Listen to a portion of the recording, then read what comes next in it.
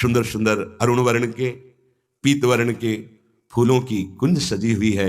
मध्य में अरुण वर्ण के, पीत वर्ण के फूलों की शैया पर अरुण वर्ण के, पीत वर्ण की पोशाक धारण किए हुए हमारे युगल सरकार विराजमान है।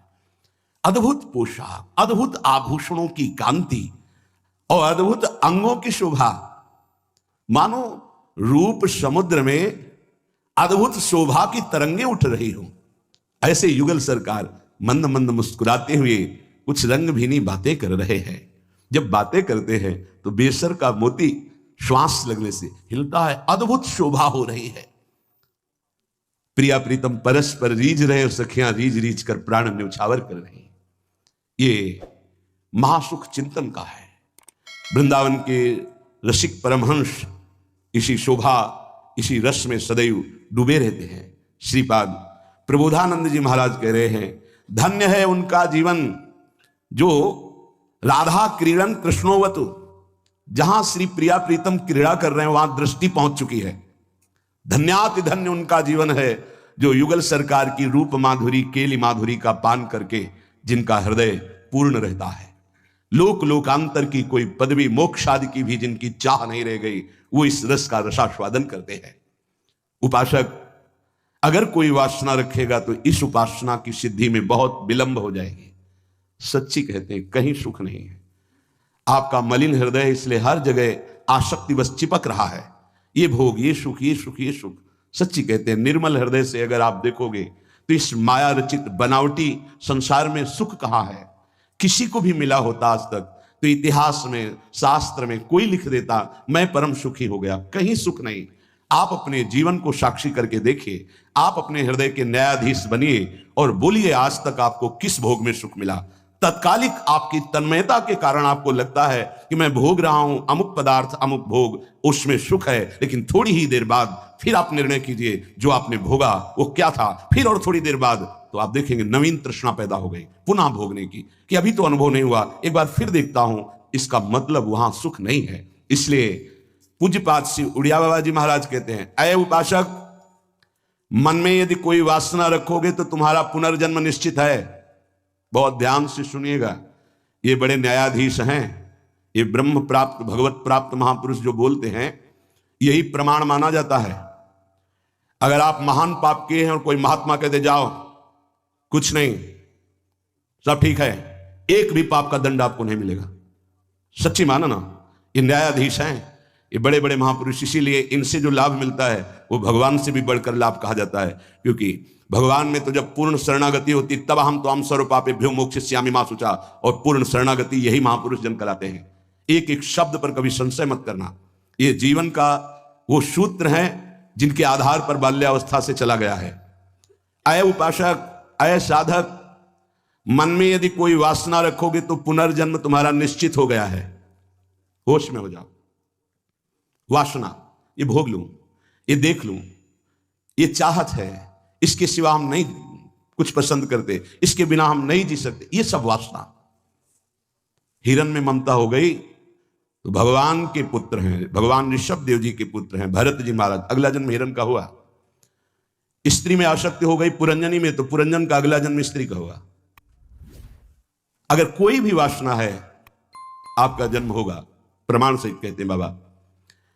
प्रार्थना करते हैं कोई वासना रहने ना पावे, नहीं तो अगला जन्म हो जाएगा, बड़ा निकृष्ट भी हो सकता है। हम एक बहुत बड़े महात्मा की बात बता रहे हैं, बाबा कह रहे हैं, जब हम राम घाट में रहते थे गंगा की, तो एक बड़े अच्छे महात्मा वहां थे। उन्होंने एक अपनी कुटिया बना रखी थी। एक दिन उनके कोई बड़े धनी मानी भगत आए और सोने की कई मुहरें चरणों में रखी, भेंट में रखी। उन्होंने सोच करके ले लिया कि संत भंडारा करेंगे, और गीता जी के एक बस्ते में बांध कर रख दिया। वस्त्र को आवेष्टित करके ग्रंथ को जब रखा जाता है तो उसे बस्ता कहते हैं। एक रस्सी होती और उसको जब ऐसे करके कई बार लपेटा, उसी में वो स्वर्ण की मुद्राएं रख दी, मोहरें। सोचा कि कभी समय आएगा तो हम भंडारा कर देंगे। कुछ संतों ने उनसे कहा चलो तीर्थ यात्रा करने बद्री नारायण चलते हैं। चिंतन में आया कि वो मोहरे रखी, भंडारा करना था, पर संतों से कह नहीं पाए और चले तो बद्री नारायण नहीं पहुंच पाए, रास्ते में ही प्राण निकल गए।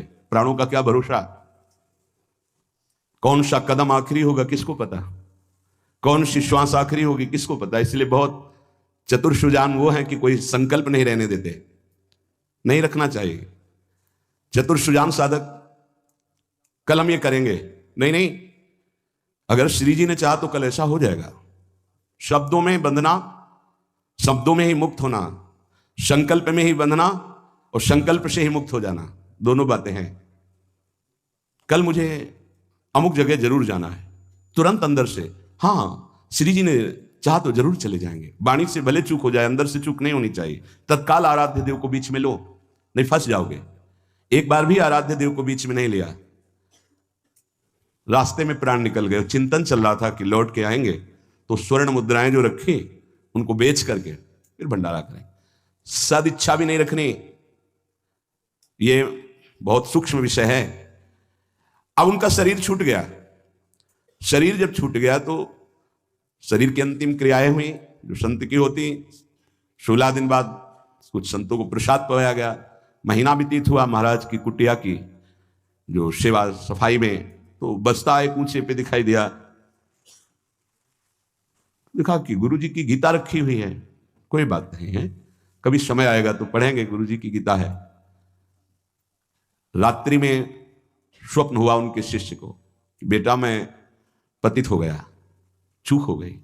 अंतिम समय स्वर्ण मुद्रा का ध्यान होने के कारण मैं सांप बनकर उसी बस्ता में बंधा हुआ हूं। जब तक स्वर्ण मुद्राएं बेचकर संत सेवा नहीं करोगे, मुझे सांप की योनि मिली है। पूज्य पादुड़िया बाबा भी वहीं रामघाट में थे। उन्होंने स्वप्न सुनाया कि ऐसा ऐसा गुरुजी का स्वप्न देखा। तो सब संत एकत्रित हुए, सबके सामने जो ही बस्ता खोला गया, सही नवीन अवस्था का सर्प फड़ काट के खड़ा हो गया। स्वप्न सच्चा निकला, क्योंकि वो आदेश हुआ था गुरु जी का। वो एक स्वप्न नहीं था, वो एक आदेश था। इसलिए सब संतों को एकत्रित किया था कि ऐसा कुंडली मारे, फन काढ़े उन्हीं स्वर्ण मुद्रा के ऊपर, वो ही महात्मा जी क्योंकि स्वप्न में बता चुके थे। उस वस्त्र में देखा गया कोई छिद्र नहीं था जिससे सर्प घुसकर पहुंच सके स्वर्ण मुद्रा तक, क्योंकि कई लपेट होते हैं बस्ता में। ये देखकर सब महात्मा आश्चर्यचकित हो गए कि भाई थोड़ी सी असावधानी हुई कि स्वर्ण मुद्रा का चिंतन बना तो सर्प होकर के गुरु जी को बैठना पड़ा। उस सर्प को बड़े सम्मान, किसी को कुछ नहीं काटा, कुछ नहीं छेड़ा, उसको बहुत सम्मान से आदर पूर्वक जंगल में जाके दुखी होकर शिष्यों ने छोड़ा और उन मोहरों को बेचा गया। संत भंडारा हुआ, उनकी जो ही वासना की पूर्ति हुई, ये वासना बन गई थी, तो ही शरीर छूटा उनका और अपनी गति को प्राप्त हुए। इसलिए उपासक, ये सद्वासना थी। सद्वासना जब बंधन को प्राप्त करा सकती है तो असद वासना कौन कौन सी दुर्गति देगी, ये बहुत सूक्ष्म विषय है। एक महात्मा पधार रहे थे तो वृक्ष के नीचे लेटे थे, ऊपर आम का फल था। पके हुए आम के फल में दृष्टि चली गई। अंतिम समय तो उसी में कीड़ा बनकर आम के पेड़ में आए। शिष्य समर्थ थे, उनको ध्यान के द्वारा जब पता चला तो उन्होंने फिर भजन बल से अपने गुरु जी का उद्धार किया। कई बार ऐसा देखा गया है कि शिष्य के द्वारा गुरु को भगवत साक्षात्कार होता है। सुतीक्ष्ण जी को पहले से ठाकुर जी का साक्षात्कार हुआ, साथ लेकर फिर अपने गुरु जी के पास साक्षात्कार करवाने प्रभु को गए। बड़ी महिमा है भजन की। गुरु प्रदत्त भजन से बड़ी सामर्थ्य शिष्यों में जागृत हो जाती है। विश्वास करो, विश्वास करो, बाबा 2 बार कह रहे हैं। जो कह रहे हैं उस पर विश्वास करो। कोई वासना मत रहने दो, ढूंढ ढूंढ करके वासना को नष्ट कर दो। तुमसे ना नष्ट होती हो तो गुरुजनों के सामने रख दो, प्रभु के सामने रख दो। प्रभु इस वासना को नष्ट कर दो। देख लो, भंडारे की वासना ने सांप बना दिया, मृग की वासना ने मृग बना दिया, हिरन बना दिया। हमारी इतनी वासना है, हमारा क्या होगा? कभी विचार किया है अंदर बैठ के? कितनी बाजार लगी वासना की। ये सब वासनाएं कट जाएंगी यदि एक सूत्र रख लो, श्री जी की इच्छा। ऐसा करेंगे, हाँ श्री जी की इच्छा से, अंदर से ऐसा, हाँ प्रियाजू की जैसी इच्छा। वो तुम्हें बांध ही नहीं पाएगी कोई वासना, क्योंकि प्रिया जो प्रधान हो गई है। उपासक प्रभु को भूल जाता है। जब कोई वासना होती तो अपना ऐसा अंधकार पैदा करती है कि प्रभु को भूल जाता है। जैसे भरत जी भूल गए, जिन प्रभु के स्मरण में बाधा ना पड़ जाए, राज रानी राजपुत्र और राज्य का त्याग कर दिया। वही हिरन की बाधा को कैसे स्वीकार कर लिया कि प्रभु का विस्मरण हो रहा है, प्रभु की सेवा छूट रही हो, हिरन के दुलार में घूम रहे हैं, हिरन बनना पड़ा। बहुत सावधान। अगर हम सब सावधानी पूर्वक उपासना करें तो इसी जन्म में हम जीवन मुक्त हो जाएं। गुरुदेव, इष्ट, इष्ट का मंत्र और माला, ये साधना की 4 विशिष्ट पद हैं। गुरुदेव, इष्ट देव, इष्ट मंत्र और जिससे माला, जिससे मंत्र जपते हैं, इनमें एक भी नहीं बदलना चाहिए, बहुत जल्दी सिद्ध हो जाएगा। माला ऐसे नहीं कि गंदी हो गई फेंक दी, दूसरी नई माला ले ली, टूट गई मुंह से, या माला की थैली, दोनों। एक उपासक के पास फटी हुई बहुत मलिन थैली थी, हमने कहा बदल दो ना, नहीं गुरु प्रदत्त है, ये आजीवन चलेगी, ऐसे बहुत जल्द से धो देंगे, यमुना जी में धो देंगे, बदल तो नहीं सकते, आजीवन के लिए है। अच्छा लगा, ठीक है, गुरु प्रदत्त है, इसे बदल नहीं सकते।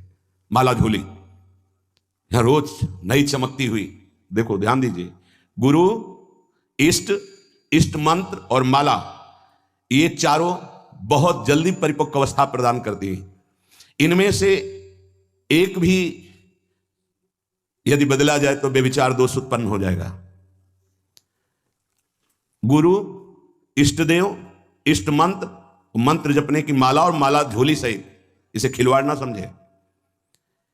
यदि तुम किसी की माला चुरा लेते हो तो कभी तुम्हें उसके जपे हुए का फल नहीं मिलेगा, और यदि तुम्हारी माला कोई गिर जाए, भूल जाए, कोई चुरा ले, तो तुम्हारे आधे भजन का प्रभाव निष्फल कर दिया जाएगा। ये न्यायाधीश बोल रहे हैं। माला प्राणों से भी अधिक प्यारी रखी जाती है, ऐसे नहीं कि जहां मन आया वहां रख दिया, नहीं, सदैव अपनी छाती से माला लगा के रखी जाती है। अगर कोई बात करनी, कोई सेवा करनी, तो माला को यहां ऐसे रख लिया, गले में डाल लिया कि नहीं से। अब कुछ लोग ऐसे नहीं रखी जाती, अगर माला रखना भी है तो उसके नीचे आसन होना चाहिए, उससे मंत्र जपते, खिलवाड़ नहीं। यदि चोरी चली गई तो भी आपका आधा भजन निष्फल हो जाएगा, और चुराने वाले को कभी भी जितना जप करेगा उसका फल नहीं मिलेगा। किसी की माला से जप नहीं करना चाहिए। मिली हुई माला को जहां मिले वहां सम्मान से टांग दो, कभी लौटेगा वो तो ले लेगा, कभी माला पड़ी हुई उठाना नहीं चाहिए, लेना नहीं चाहिए, उससे कुछ लाभ आपको मिलेगा नहीं। अगर यहां माला पड़ी है तो यही टांग दो, जिसकी माला है अगर वो वापस आएगा तो वहां मिल जाएगी उसको। कभी आप किसी की माला से जप ना करें। जो किसी की माला चुरा लेता है उसकी कभी आध्यात्मिक उन्नति उससे नहीं हो सकती। माला, झोली, इष्ट मंत्र, गुरुदेव और इष्ट देव आजीवन एक ही रखे, बदलाव न करे। यावत जीवन इन चारों को एक रखे, गुरुदेव, इष्ट देव, इष्ट मंत्र, इष्ट माला, उपासक बहुत जल्दी परिपक्व अवस्था को प्राप्त हो जाएगा। ये बातें बड़ी गूढ़ हैं, ये आध्यात्मिक सत्संग इसलिए आपको सुनने को मिल रही। कर्म 4 प्रकार के होते हैं। एक कर्म जिनसे यहां भी सुख मिले और परलोक में सुख मिले, जैसे हम यहां किसी भूखे को भोजन पवा देते हैं तो हमारी संपत्ति भी बढ़ेगी और परलोक में इसके पुण्य का बड़ा लाभ प्राप्त होगा। या हम ऐसी कुछ अपने धन से व्यवस्था करते हैं जिससे भजन करने वाले संतों को सुख मिले, जो सतमार्ग में चल रहे हैं उनकी वास की व्यवस्था, वस्त्र की व्यवस्था, भोजन की व्यवस्था, यहां भी तुम्हारे ऐश्वर्य बढ़ेगा और परलोक में भी भगवत कृपा प्राप्त होगी। औषधालय खोल देना, प्याऊ खोल देना, ऐसी व्यवस्था कर देना जिनकी व्यवस्थाएं नहीं हैं, उनको वस्त्र है, भोजन है, औषधि है, इस तरह की, तो यहां भी सुख और परलोक में भी सुख। पर ध्यान रहे, पोस्टर बैनर नहीं होना चाहिए। अगर आपने कहीं छपवा दिया या अपनी जबान से कह दिया तो उसका प्रभाव क्षीण हो जाता है। ये लोग समझते नहीं। आपने वृंदावन आए, 100 संतों को भोजन पवाया, इसके बाद पूरे गांव में 4-4 जगह बैठ के कि वृंदावन गए थे, 100-2 संतों को ऐसा पवाया, संत भी कह रहे थे कि वाह भाई, और 100-100 रुपया भेंट दी। वो बड़ाई जो आप झोंक रहे हो ना, सब खाली हो रहे हो आप, चुप। ये लोग कुछ ऐसे देहाभिमानी होते हैं कि एक पंखा भी टंगवाएंगे ना तो पंखा की हर पंखुड़ी में जिला अमुक, बाबा का नाम, दादी का नाम और ये नाम और वो अपना नाम, पूरा पता, फोन नंबर सहित पंखा में ऐसे देखे गए। कुछ भी करना है ये सब। तुम्हें अपने नाम की चिंता है या संतों की सेवा की चिंता हुई? तो ये ध्यान रखो, जिनमें यहां भी सुख मिले और परलोक में सुख मिले उसे सत्कर्म कहते हैं। सत्कर्म गुप्त होना चाहिए, पर अभिमान गुप्त होने नहीं देगा, पक्का। वो चाहे दीवाल से कहे, कहेगा जरूर। ये अंदर देख लेना, फूलन आएगी, कहना कुछ तो ऐसा कि बाद में संत पाएंगे, पहले ही परिक्रमा मार्ग में बोर्ड लग जाता है, आज यहाँ 100 संत सेवा और अमुक जिले के अमुक अमुक अमुक ऐसे। तब ये लगता है कि कैसे तुम नादान बच्चे हो, तुम्हें इतना बड़ा सौभाग्य सुकृत का मिला था, इतना महान सत्कर्म हो, तुमने सब मिटिया मिट कर दिया। और उनको लगता है कि सत्कर्म का फल यही है। 100 रुपया के अगर फूल डालने हैं तो फिर 100 लोगों को तो पता चलना चाहिए कि वीडियो में कि हम ही फूल डाल रहे थे। बड़ा हम का खेल चालू है। ये कर्म तभी परलोक में आपको मिलेगा जब यहां आप गुप्त रखें। देखा है आपने गुप्त कैसे कमाई की जाती। बहुत बड़ी यज्ञ की थी, मैदा फैक्ट्री के मालिक थे। जब वो आते थे कानपुर में गुरु आश्रम में संत दर्शन के लिए, तो 20 गाड़ियां उनके साथ होती थी, आधा किलोमीटर पहले ही रुक करके नंगे पैर पैदल आते थे। जब वो यज्ञ करवाए तो एक हाथ में झाड़ू सोनी और एक में डलिया, और जो ऐसे खा पी के दोना पत्तल फेंक देते वो उठाते। कहीं कोई पोस्टर नहीं, कहीं और इतनी दिव्य, सब खान पान सामग्री सब ऐसी।